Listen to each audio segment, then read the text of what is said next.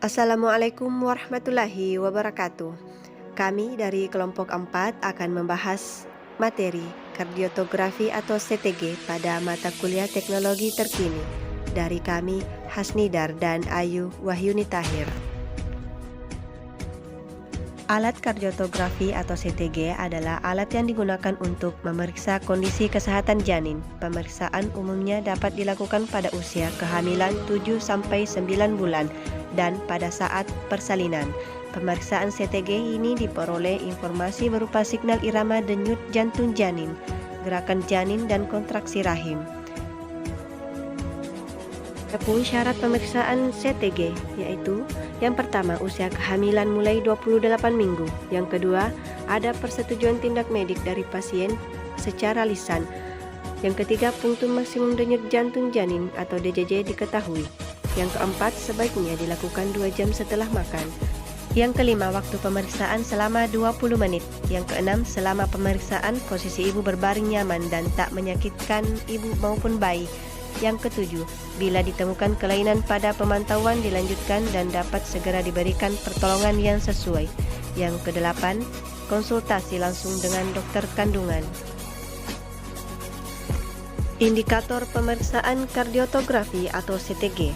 Pemeriksaan CTG penting dilakukan pada setiap ibu hamil pada usia kehamilan 28 minggu untuk pemantauan kondisi janin, terutama dalam keadaan yang pertama, kehamilan dengan komplikasi, darah tinggi, kencing manis, tiroid, penyakit infeksi kronik, dan lain-lain.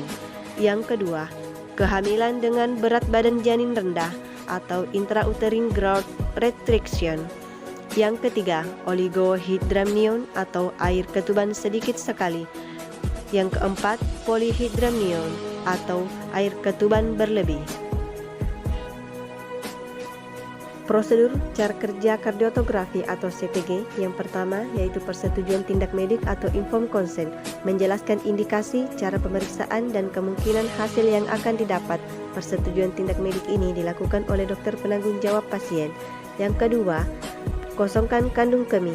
Yang ketiga, periksa kesadaran dan tanda vital ibu. Yang keempat, ibu tidur terlentang. Bila ada tanda-tanda gawat janin, ibu tidur miring ke kiri dan diberi oksigen 4 liter per menit.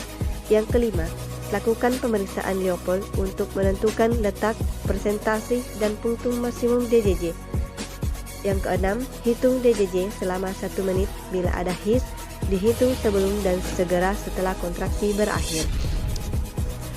Yang ketujuh, pasang transducer untuk tokometri di daerah fundus uteri dan DJJ di daerah punktum maksimum. Yang kedelapan, setelah transducer terpasang baik, beritahu ibu bila janin terasa bergerak, pencet bel yang telah disediakan dan hitung berapa gerakan bayi yang dirasakan oleh ibu selama perekaman CTG. Yang kesembilan, hidupkan komputer dan kardiotograf. Yang ke-10, lama perekaman adalah 30 menit tergantung keadaan janin dan hasil yang ingin dicapai. Yang ke-11, lakukan dokumentasi data pada disket komputer atau data untuk rumah sakit.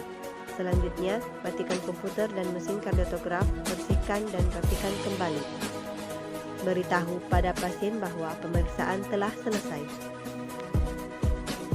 Selanjutnya, berikan hasil rekaman kardiotograf kepada dokter penanggung jawab atau paramedik membantu membacakan hasil interpretasi komputer secara lengkap kepada dokter. Yang terakhir, paramedik atau bidan dilarang memberikan interpretasi hasil kardiotograf kepada pasien. Itulah tadi pemaparan materi kami tentang kardiotografi atau CTG. Sekian dari kami, kelompok 4. Wassalamualaikum warahmatullahi wabarakatuh.